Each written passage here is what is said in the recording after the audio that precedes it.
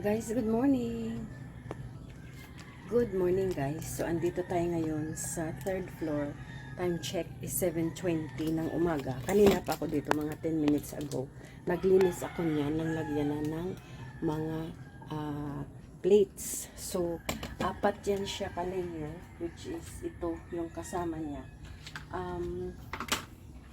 Hindi siya na guys na gamit sa store kasi nagpalagay ako ng mga shelving. So, parang naging extra siya. So, binikip ko siya. Hindi ko siya binigay muna kasi alam ko na baka magamit ko kasi ang mahal nito guys. Normally, pag hindi ko na siya kailangan agad-agad ko binibigay para hindi siya mag-clutter sa bahay. But this time, binikip ko kasi bagong-bago talaga. So, ngayon, may isa doon sa ilalim. So, another 2. So, ilalagay ko doon sa kabila. So, which is good kasi nga, nagamit siya ulit. Kasi yan ang problema sa akin sa mga gamit ko, guys. Pag ayaw ko na, nire-remove ko na kaagad.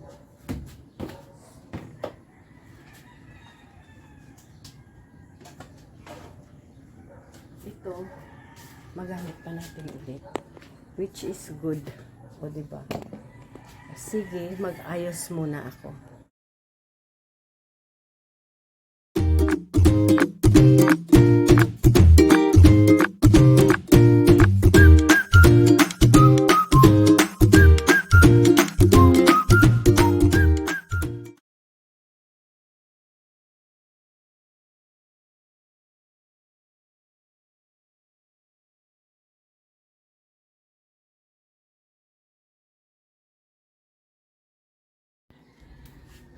So, ayan guys, wala na tayong workers today. Pero may workers na naman tayo next week.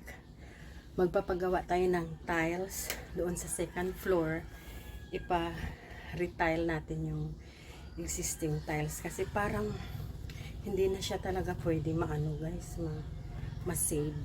So, medyo marumi na siya. Hindi siya maganda tingnan. So, sabi ko sa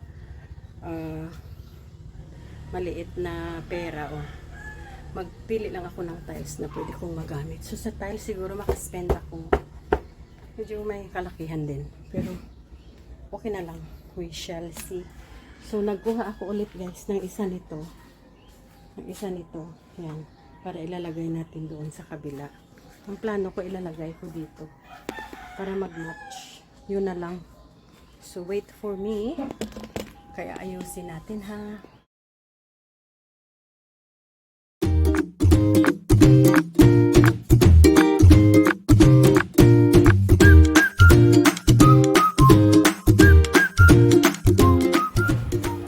So ayan, nakapagluto na tayo ng breakfast ni Daddy. Ito. Here we go. Ano na lang kulang, bread. So naglaga ako na.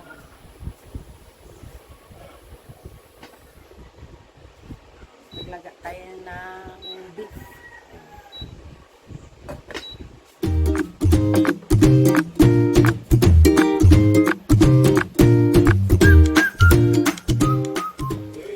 So ayan guys, nalilimutan ko minsan guys na nagfi-film ako. So nag-i-enjoy ako ng pagpunas-punas, mag-rearrange sa kitchen.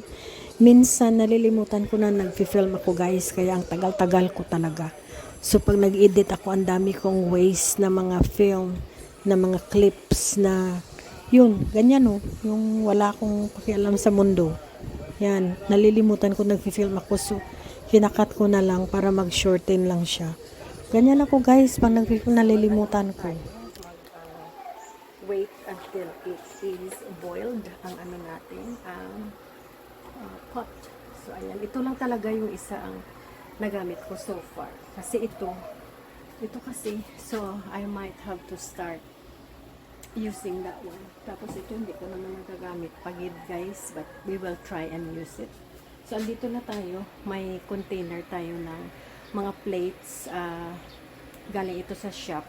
So, nagamit siya, which is really good. So, yung mga gamit ko hindi talaga nawi-waste. If not, ibibigay natin sa iba. So, may isa tayo dyan for a thing. At may isa tayo dito. So, medyo nag-match silang dalawa. So, ayan.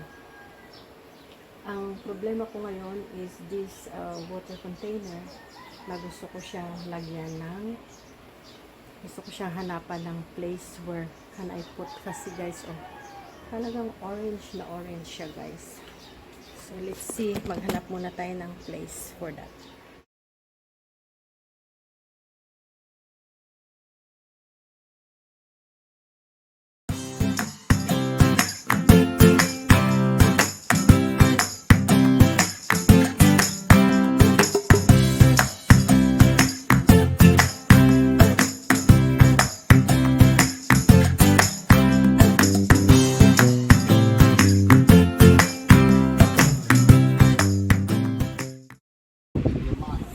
Breakfast in Philippines.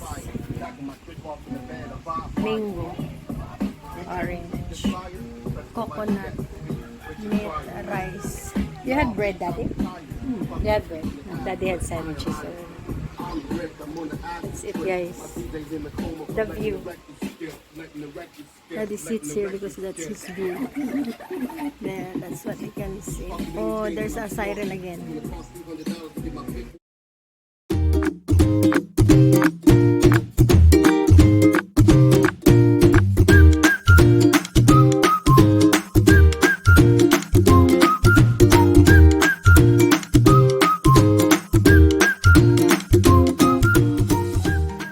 So guys, we finished.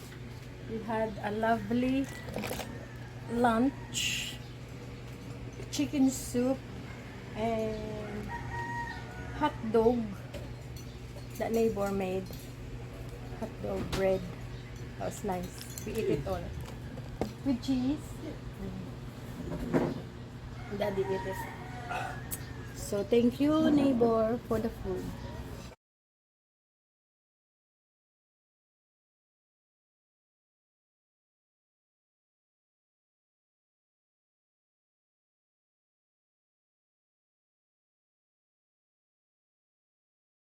Guys, ang gagawin ko ay bubuksan ko to at kakainin ko na lang kasi sayang din. Pangalawa na to. Diba the other day, yesterday, kumain din ako niyan. So, bibili ulit kami. Later, we'll put it in our fruit shopping, tatlo for 100. So, okay siya guys. Walang problema. Diba? So, keeping our life happy and trying to stay healthy at magpasalamat tayo kay Lord na may ano tayo dito guys. Ang hinahanap ko is ito, garlic. Yan. Tapos gusto ko siyang ilalagay kasi dito guys, parang madilim dyan. Ayan, madilim ba talaga? Ayan.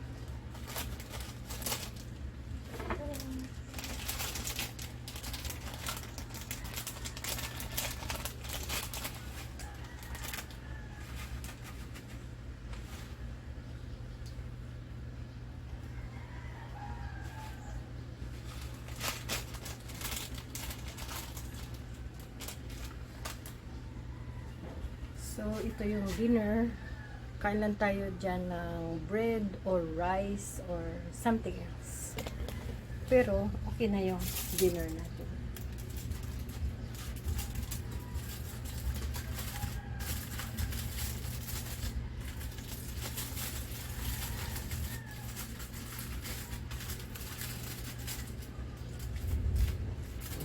Ito na siya, ha?